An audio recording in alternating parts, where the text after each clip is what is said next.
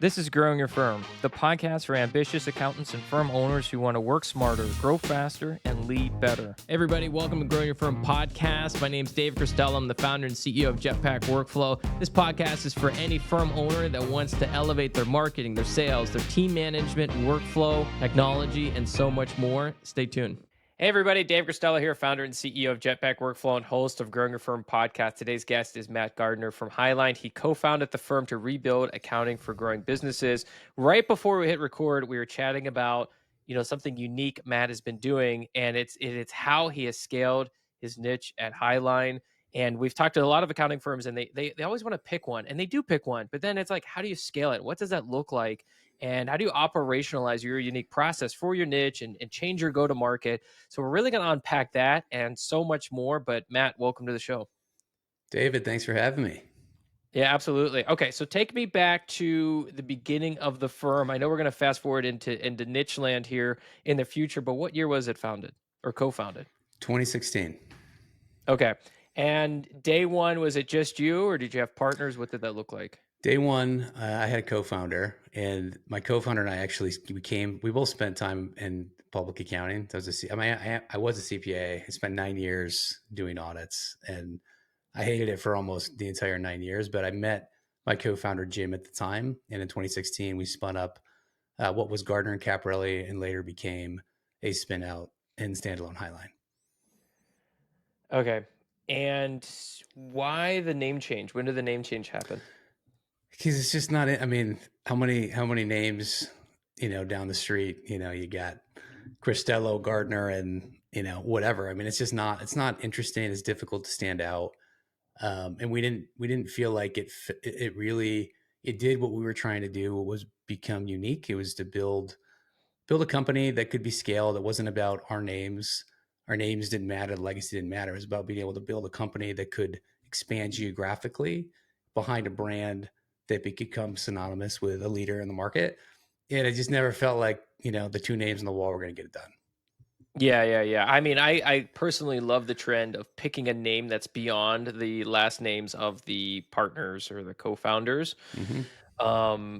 Was that in part, did that coincide with the transaction you did with PE in 2023, or was that even before that happened? No, we did the spin out and sunset the more traditional services. I'm going to say like roughly in 2020, 2021. Okay. Hiline became our core business. It was always the biggest part of our business. We had like a small tax and attestation practice that we used honestly to produce capital for us to keep investing behind Hiline. But we totally sunset that. So probably roughly 2021 is when we went all in. Okay. And what was the size of the firm when you went all in? And I mean, how much revenue did you offboard with that decision? Yeah, I think we actually sold it. We sold that other part of our business at the time. And how big was that at the time? I don't know. I think it was probably 300,000 or 400,000. It was super tiny, but when you're a company of 20 people, that provides you with an opportunity to forward invest in things that I think can be very difficult to find the capital for. When you're also trying to pay the bills, right? If you're a founder of a small company, I think most of the 45,000 bookkeeping firms out there, it's a lifestyle business. If you're doing a couple $1,000,000 worth of revenue, you're probably taking $300,000, $400,000, $500,000 home. So you got to pay the bills, but you also need to be willing to invest that free cash flow, making your business bigger. And that's like the creative way that we did it. It was basically capital for us.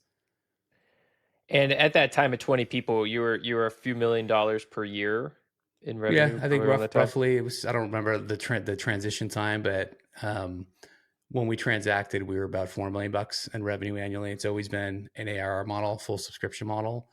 And since so 2 years ago, it was a transaction. The Red Iron Group, great capital partners, their XXL KKR partners, first fund, and this is one of their first big theses they've been pursuing. And I think they're one of the only, if not the only, private equity group that I've come across that understands how fragmented this space is, and there's no market leader. There's very few very scaled businesses out there like Hiline yet. And to find a future market leader, you're going to have to kind of go down. You're going to have to go far down the food chain and look for small companies with lots of potential and back more of a build model. There's very few companies that are ready to be sold and scaled. I think everybody that's in the space competing right now is pretty much building. Yeah. So you're after post transaction, is your strategic directive to invest in the platform, build the platform? Are you going to be an acquisitive firm? Are you looking at more Yep. nonprofit? You potentially buy accounting firms that focus in nonprofits or your Or, niche? organic growth is a big part of our strategy. I think one of the reasons that we stood out to our capital partner at the time is because we talked about getting creative with forward investments. Like, we were a small Yeah. team, but we were half service delivery team members and half G&A, meaning we had a head of technology, we had a sales team, we had a marketing function, we had a people operations function, we had a finance function, because we always forward invested and built because we were always focused on what are we going to need 18, 24 months from now versus just focusing on what we need today. So we had already started making investments that would enable us to be scaled. We had done a ton of cool stuff with automation. We'd already kind of broken away from the time and materials model. We've always been subscription billing, highly tech enabled, and that kind of aligned very closely with what their thesis was. So strategically, when I met them, there was no deviation from what we thought it was going to take to go out and win. So it was a perfect Yeah. marriage. We weren't looking for a capital partner at the time, honestly. We got introduced through a friend. We'll probably cover digits later in the podcast, but Bebe Kim, who now runs their go-to-market offering, was the CEO and co-founder of Basis, which was an FP&A platform at the time. So we spent a couple of years trying to build like a scalable FP&A business model on top of Basis, and got introduced to Ben Biscani through Bebe, and we weren't looking, we weren't running a process. We'll get introduced. We enjoyed the conversation, enjoyed what each other had to say. We were aligned. And I remember Ben asking me in his conference room, like, well, why don't we just go build a big business together? And that was pretty much it. Here Yeah. we I are love 2 years that. later. So you were investing at around 4 million, 20 people. You said half were in the non-services. And so you were investing about 10% of your revenue. You said that 400K of services that you then sold, that was really useful because you had the cash to continue to kind of invest in these things, forward facing things. Maybe you invest in marketing earlier, or sales team earlier. Is that kind of been your mental model for like, okay, the thing we need in 12 or 18 months, maybe prior to the transaction, let's take 10% of our revenue. Like, was it a percentage, or was it like, It, wa- we know this service is like the only reason we're keeping it is for the profit to yeah, generate it back was in, and we're just going to always, push all the chips? it was two, there were two ways we did it.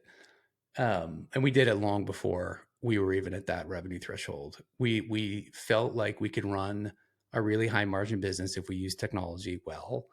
We could do it efficiently with super high quality and consistently in a way that made it easy for our clients to do business with us. So a high margin profile is important because it frees up cash flow to invest in other areas, which is one way we did it. And having the adjacent business where Jim and I basically did all of the work ourselves, and the cash flow we received from that business, we also would use to make sure that basically we could get paid. And we would let all of the free cash flow from Hiline be redistributed so that we could continue making forward investments. So it was kind of a two-pronged approach, and kind of just like a clever way to allocate capital so that we could focus on building for the future. Yeah. Once you got rid of that revenue stream, did the growth you experience make up for that cash flow? I mean, obviously you could have taken the sale It was proceeds already and getting pushed it bigger, back man. in. It was like doubling every Yeah. year at that point, and it Okay. was just becoming a distraction to do the other stuff. It was Okay. So it's kind super of easy compressed. to, It was just easy to kind of peel. It was the right time to peel out and make it like our core focus. yeah. Well, we're gonna get to the niching down, but there's so many things that I think are interesting here. What are your learnings? I think one of the hardest things, I've talked to many firm owners, and one of the hardest hires would be sales. Yep. And what have you learned about getting the right person in the sales seat? Or do they come from a traditional sales background? Are you looking for people that are more from the accounting background but have like sales interest? Like, what have you learned there? That's a good question. I think it's stage dependent, right? I think I think there's about 45,000 companies, 50,000 companies like Highline out there that are not CPA firms. Most of them are doing founders. They don't call it founder sales, but they're doing founder sales. I think the easiest way to make that transition is to probably start with somebody who's got some level of technical background, maybe somebody inside your company that you can kind of mentor and you can work with and have shadows. And it's kind of like a sales engineering role. It's not rinse and repeat. You can't just sell it. You kind of got to know what you're talking about. And that's what we did. I mean, we have our she was a primary sale for a long time, and we have now a bigger sales team, but we were able to kind of replicate the founder sales motion through somebody who was a CPA that worked in our service delivery team, but also kind of like self-selected, like, hey, like I'd love to give this sales thing a shot. And it took 6 months probably to kind of get her ramped up, but that was how we made the first transition. Is you get bigger and you start to go faster, you recognize you can't live off referrals. And there's like a whole separate conversation around go to market, productization, go to market strategy, product market fit, niche, all that stuff then becomes easier to help your ideal client select your service and help you differentiate between everybody else. And once you have an offering that's clear, it becomes easier to have non-technical sellers, in my Yeah. opinion. So you got to have like the full motion kind of fully dialed in and it gets easier, but initially it's got to be somebody that kind of understands the business. Yeah, that makes sense. And are they how did you think about their compensation model? Do is it it's base plus bonus, base plus permission or It's commission? What commission. is it? It's got to Yeah. align and you got to have incentives, man. I mean, Yeah. if you got to find somebody who's motivated by the game and by the incentive. And our sales people are some of the more highly comp people inside the company because they can carry a pretty big quota. I mean, somewhere between 2 and 3 million bucks of annually recurring revenue per year is achievable, and we have sellers that can do that. And with that, there comes like a really nice earnings opportunity. But not everybody wants to do that because it's a low base salary, highly predicated upon your ability to sell. Yeah. So you're saying one sales rep at full speed can bring in $2 to $3 million of new business per year. Yep. With a Okay. marketing motion. It's not hunt, it's Yeah. not hunt and kill model, right? You got to have enough deal flow for them to be able to kind of do it. 2 million bucks is probably safer. We've had this one individual person stretch somewhere between 2.5 and 2.6. Yeah. And how do you think about then their on targets earning? In the world of SaaS, you would hear something like, their on target earning for a sales rep is, maybe around 5x their OTE. So 60K base. And if they hit their numbers, they'll make 120, but that means they're bringing in 600K ARR. I don't know the comparable multiples that accounting thinks about. So I guess how did you think about, Yeah. so if you're doing 2 million, do you think of a ratio or like how do you think about this like sales modeling, sales commission structure? Yeah, it's I don't know like where it started and how it's evolving is changing, but it's Yeah. generally we're paying a commission on the first year contract value so long as it changes.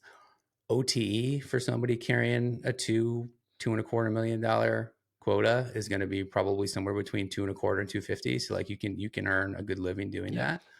that. And it's something that for the right person, I think with a marketing engine, you need a marketing engine to do this. I think it can be like a really rewarding experience. You get to apply like your technical background. If you're an ex-accountant, ex-CPA that kind of has a knack or interest in selling, you kind of that becomes useful in running discovery, right? It's like you're able to kind of identify problems, solution on the fly, bake it into a contract, and kind of see the handoff to the onboarding team and the service delivery team.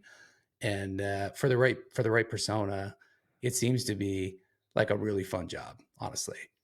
I Yeah, kind of miss absolutely. selling sometimes because there's parts of that sometimes can feel easy compared to running the company every day. But yeah, for the right people, man, I think it is a critical job function for the business. This is an unfair comparison, but Yep. if you enjoy this mundane task, maybe like I do, you'll get it. But there's like when you're sometimes when I'm overwhelmed, I'll clean the dishes, and it's just like and it's done, and I can go back to the chaos of life. But it was like before they weren't clean, now they're clean. There's something about selling, which is like and they've been sold. There's something that's I mean, obviously you then hand it off to the onboarding team and implementation team, but I think selling is nice in that way that you can just like you can be working on something and then there's a definitive yes signed agreement paid I think when you're working on personnel issues, organizational chart issues, strategy issues, you're like, this feels done, but we'll see. We'll see how it works out. We're gonna have to tweak it and adjust it. When you get ink on the paper, obviously you need to onboard them, but from a salesperson perspective, it's like, I did it. It's done. Okay, now it happened. I Yeah. can move on to the next thing. Yeah, it depends on the I mean, it depends on the person, right? So that's why I said for the right person, because it comes with risk. Like if you and if you're and this I think is this level of accountability is not normal for accountants. Meaning if you have a quota, if you miss your quota as a salesperson, what happens? You're gone. You're gone. So you can earn, but you're also taking the risk that, like, I'm not going to have a job or I'm not going to hit my OTE, or maybe I'm not going to get paid because I'm not great at this. Like, you have to have an appetite for that. Um, I think most accountants are more comfortable with the predictability of knowing how much they're going to make, taking a bit less risk. They know the service model, they know the work that needs to be done, regardless of what your craft is. So I think most accountants are more comfortable in that role. It's more familiar to them, and I think there's less that would probably want to take on the Yep. risk that comes with being a seller. As much as everybody says they want to make the money, you got to perform. Yeah, and I think you laid out well the stages, right? It's not you're not you're doing your first non-founder sales, and there might be somebody within your team that can help offload that and kind of work through the commission model. I mean, I'm completely agreement. You have to incentivize. There has to be commission, and that person should be incentivized and enjoy that sort of game, like you said, or a competitive part of trying to meet Yep. the goal and the quota, right? So like that I have found that a lot of salespeople have some sort of competitive background. I mean, and it could be sport, it could be non-sport, but there is a competitive edge to them for Yeah, sure. you got to get juiced up by the game, and you're also you have to be good at it. You just can't sell anything. You have to sell within the bounds of the offer. You have to sell Yep. the right personas. You have to sell with the right margin. And if you don't, and forget if you can sell, you also have to check those boxes too, or you can't be effective in your role. So it is a hard job. It does Yep. come with inconsistent hours. It does mean at the end of the quarter, you're jamming because we have monthly quotas, but our quarterly quotas matter more, and that can impact vacations, it can impact holidays. Like, that's just kind of the game. And I think if you've been in sales, you kind of understand it. It's busy when it's busy, and sometimes it's not, but when you have opportunities to win business and get ink on paper, that's when you really got to hustle. Absolutely. So what was the foundational inbound marketing method that you applied to give you the confidence and pipeline predictability to higher sales? Because also a common mistake is, and I've seen this in tech and non-tech, so everybody makes this Yeah. mistake. Oh, I want to grow. I'm going to hire a salesperson who can both build pipeline and close pipeline. And I've seen that work 0% of the Yeah, it time, doesn't right? And work. I'm gonna give them a highly variable comp model. It's like, who are you gonna get at that point? Like, does this person exist? I don't know. I've never met them. Yeah, So it doesn't work. I think the reality is you start with referrals. You do a good job, you're going to have some built-in ability to grow off referrals and referrals alone, and you're going to depends on the business and depends on your ideal client and the size of the contracts, but you're going to get to a point where you're going to plateau because every company's got some normal level of logo churn every year. Like, there's nothing you can do about it. Like, some of it you can control, some you can't, but on average every firm's going to have churn, and at some point the referrals only become so much to replace. And I think that's why you see a lot of companies that are of a certain size, like, they just start to plateau over time. But if you're making a nice living as an operator, like, that's a good thing and that's okay. It depends on what your ambition is. But if you want to grow, you got to figure out how to wean off of referrals. I've made the same mistake. We hired a non-accountant AE, and I don't think the AE sold a single deal in 6 months, and then we had to let them go. And that's when our current salesperson volunteered to go in and give it a swing. But then AE can only be successful if they have deal flow, and AE is generally going to be catching deals. I think it's really hard in today's world, like the outbound game, man. Like, how many emails do you get a day where people are sending you outbound messages? Like, I'm just not convinced that as a standalone strategy works. I think it can work if it's a multi-channel approach and you're hitting them with content, you're hitting them with some inbound messaging, but it's not super salesy. Like, it's got to be multi-pronged, and it takes time and it takes money to invest in those things. So I think it really starts, you asked this question, why Hiline, it starts with a good brand. You have to have a good brand. You have to have a brand presence. You have to have a website that gets eyeballs on it. And the best way to do that is content production. I think LinkedIn is one of the most valuable places that people can start building and start to attract eyeballs to your brand. But it's got to be interesting. It's got to be differentiated. You got to be consistent with it. And I think most if you go to, and this isn't a knock on anybody. This is just a reality. Like, it's hard to differentiate, right? Like, you can't. Everybody says we got the best quality, we got the best people. We're gonna close your books faster. Well, the reality is everybody generally is going to do a reasonably good job, and everybody's generally doing the same things. But I think it's about your positioning, and it's about what you're saying. It's about, like, how do you want your clients to feel when they work with you? I think that is where you got to start. You got to start putting content out there and establish a vibe that resonates with whoever you're trying to reach. Yeah. I And often speaking of find, which, go ahead. by the way, most of the time when I see other folks in the industry doing this, they're typically putting out content that is geared towards other people in the industry, which I always find very confusing because that's not actually going to help you grow. 1,000%. If 1,000%.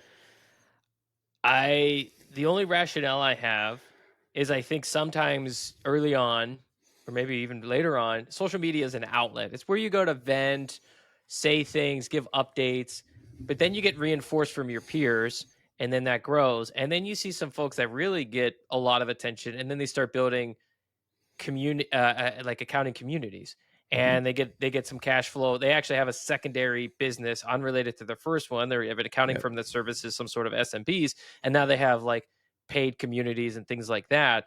But their social channels, their distribution is clearly geared towards the accounting industry, which again does nothing. It actually would turn off any SMB or potential niche that you're serving. It's just like Yeah. It's noise and confusion for it's them, not a right? it's not a bad thing as long as it's intentional. If M&A is part of your strategy, then it makes sense to gear some of your content towards that. Um, you could argue that if you're getting other accountants to engage with your content, that their clients are going to see the content you engage with, and you're going to start to draw some awareness to, the other company that put the content out there that they engage with. So it's like there's a little bit of throughput to that I think there's value Yeah. to, but I don't think that's not going to help you grow, Yeah.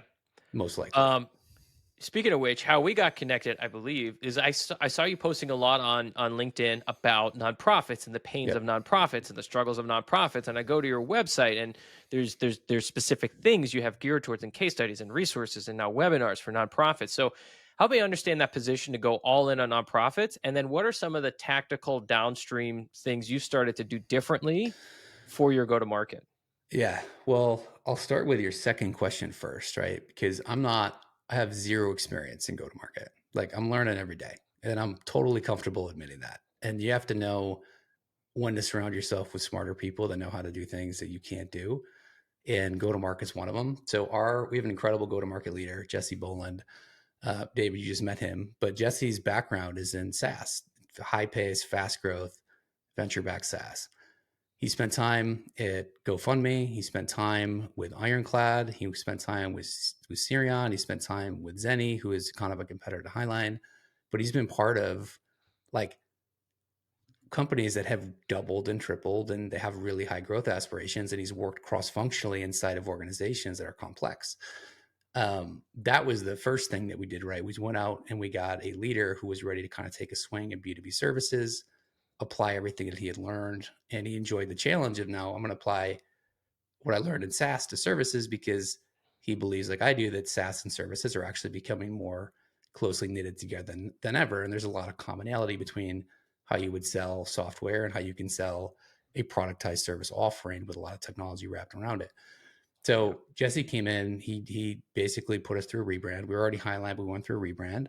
He went out and he built a team. He pulled in people from his past, folks he'd worked with before. He built out a sales team. He built out a marketing team. He's building out a customer success function. So, like, all that stuff has to happen first, and then you realize, because Jesse forces me to answer hard questions, like, I want to go faster. You want to go faster. We're going to have to niche down.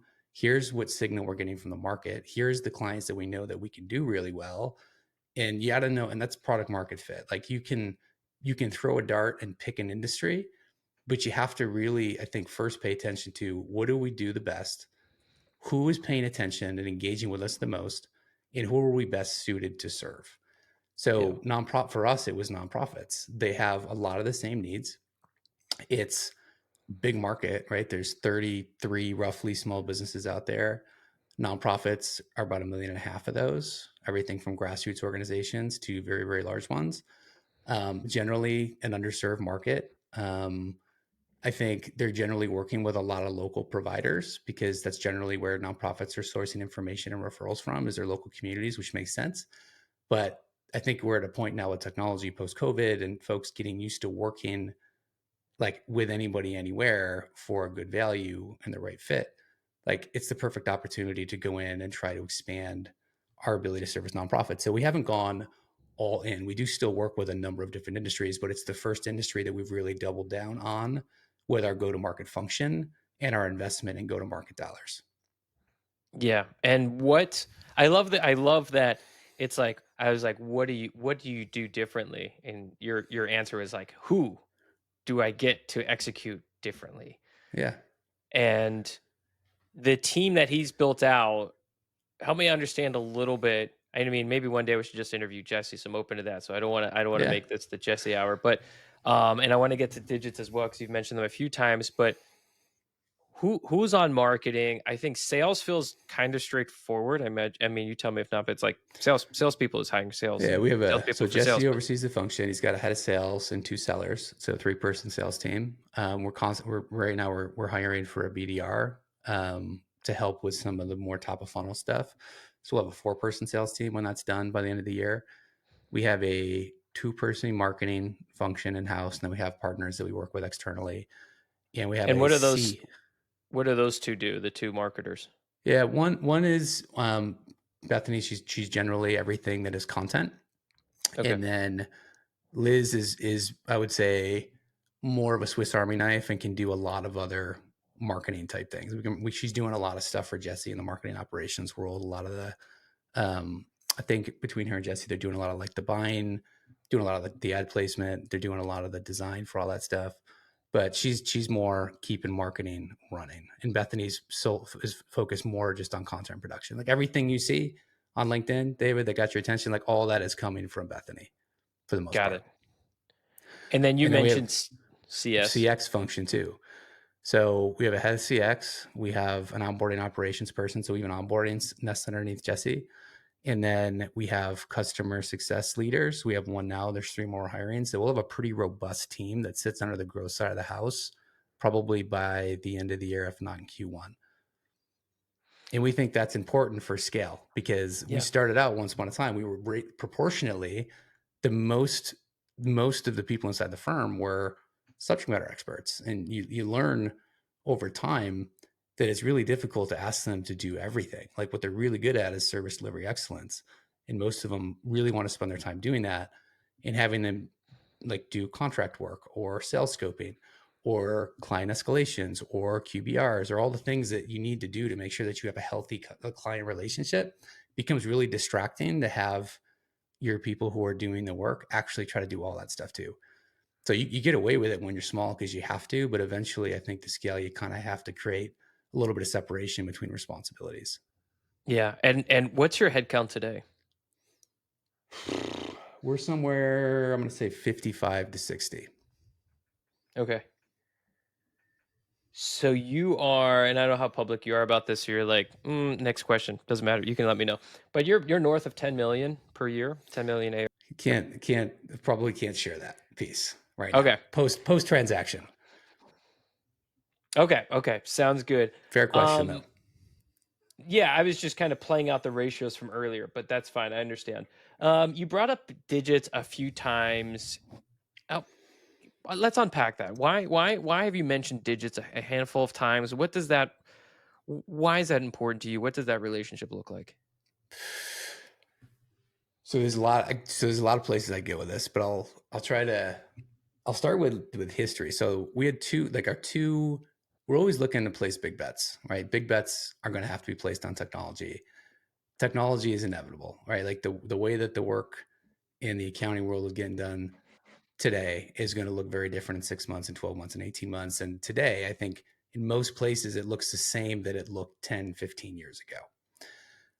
I think technology, we're at an inflection point with technology where the work should get easier. It should get more consistent. You should be able to leverage technology to do things better and faster.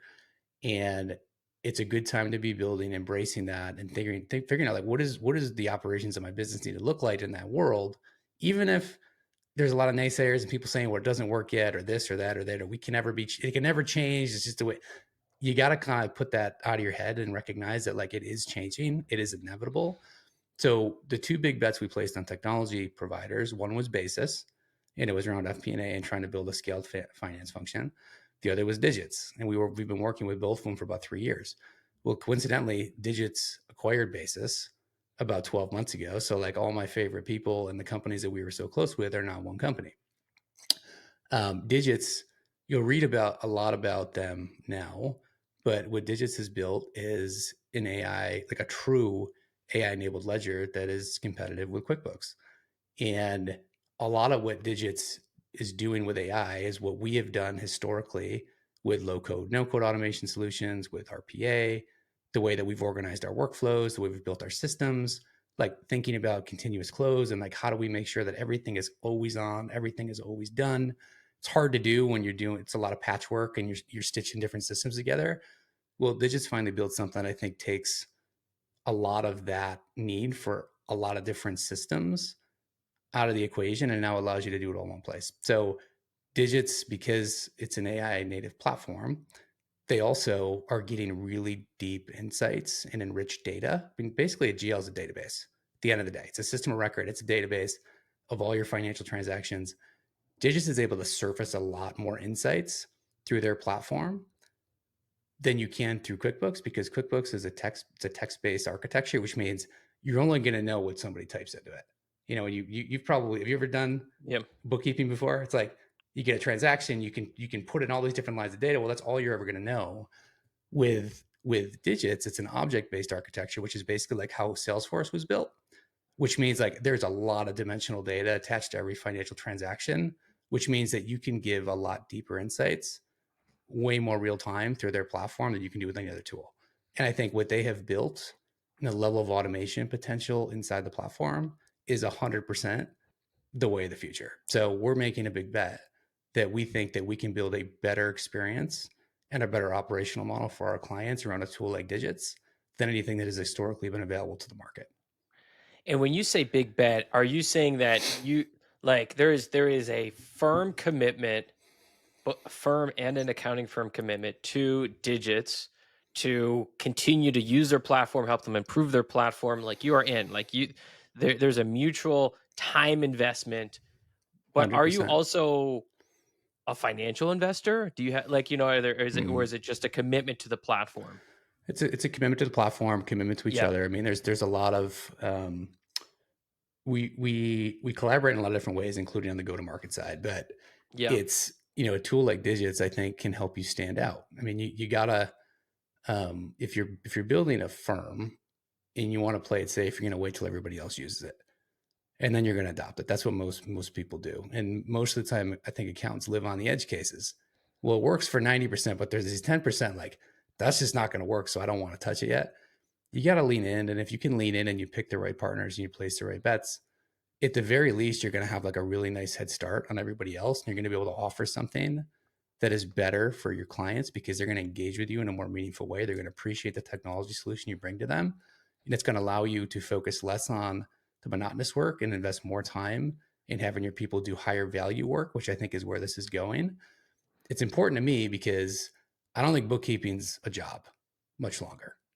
I just don't. I think it's inevitable that's no longer going to be a job that you can make a good living doing. I think the price of bookkeeping is going to come down over time because of technology. You just may be investing more in software than in human capital to do it. I think the world will start to expect that over time. It's probably going to be a while, but we're playing the long game and we're thinking long term. So I think the finance and accounting professional in the future is going to have to do a couple of things really well. One, you're going to have to understand how systems talk to each other. You're going to have to understand how to use AI to eliminate a lot of the blocking and tackling and day-to-day transactional work that you've historically been doing. And you're going to have to be able to know how to create leverage with those two things. And you're going to have to be a storyteller. You're going to have to learn how to become an advisor to the clients that you work with and help them tackle the problems that move the needle the most for them, and understand and commit to meeting their needs all the time. And you should have more time to do that if you know how to create enough leverage through the right technology to do the stuff that is like foundational and important, but you can't consume all your time doing the basic transactional work because you don't have any time left to think about what your client actually needs from you. So like that's the underpinning behind the strategy, is making sure that we're out in front of that and we're thinking about that and helping our team kind of in their minds like make that change and get used to that, because I think it's inevitable, and I think it's actually coming faster than most people would admit or aware. Yeah. Matt, final question I have for you. You approach building an accounting firm, scaling an accounting firm differently than most, and even differently than most guests we've had on. Your perspectives, the questions you ask yourselves, even the language you use has this accounting firm meets tech kind of blend that goes to it. I'm curious, has there been anyone or book or podcast or resource that has really influenced your thinking as you've built up Hiline? I know, like, even, I'm This has sure been there's a list of one. 100, but like, I don't know, It's right? all Like, these so, books, man. It's all okay, the these are the books. top, the ones that are the top make the background Yeah, for I mean, you. I would say there's a couple. I would say, I mean, if you're familiar with, so it's just two people. Michael Porter is one, and Michael Porter. It's not that he's not an author, but there's a couple of white papers he's written on strategy and the difference between strategic positioning and operational effectiveness, and understanding those really well. I think most accounting firms compete on operational effectiveness, which is basically a race to the bottom. Strategic positioning is different. It's like, how do you stand out? How are you going to be different? Like that's a foundational core principle to how I think about it. And then Andy Grove, High Output Management. I mean, that's an old book, but it really does a nice job breaking down operations and how to think about building your company to be scaled, and management and meetings and all the things that go into running a business. Um, Anything that would help give me perspective outside of what I was taught in an accounting firm, which looks nothing like the way that we run our company today. Because I if love you've that. only ever experienced an accounting firm setting, it's really difficult to drop into an organization like Hiline, because you got to learn how to work with a go-to-market team, and you got to learn how to work with a CX team. You got to learn how to work cross-functionally. You got to learn how to work with a technology team. And you can't just put your head down and do the work, because there's other people relying on your expertise and your know-how that inform things that they are doing and they are building. And that takes time. There's like a bit of an adjustment that goes into that. And we don't expect that anybody that we bring into the company like naturally has had that experience before. And it takes a little bit of time to adapt. I love that. I love that. If somebody wants to reach out, say thank you, learn more about what you're up to, what's the best way for our community to connect with you? Yeah, you can find us at hiline.co, hiline.co. Best way to get me is probably on LinkedIn. Matt Gardner, CEO, co-founder of Hiline, and email too, I guess, mattg@hiline.co. I love it. I love it. Matt, this has been a real pleasure. If you enjoyed today's episode, you can always go to jetpackworkflow.com/blog. We'll do a full write-up. We're going to link out to a lot of things Matt mentioned, including some of the Porter articles, and we can hunt those down, Andy Grove's book, things like that. If you enjoyed today's episode, leave a review. It helps us get the word out. Matt, thanks so much for coming on. Yeah, David, thanks for having me, man. I feel like we could have covered a lot more stuff. Time went by Yeah. fast. Until next time. Until next time. Until next time. All right, man.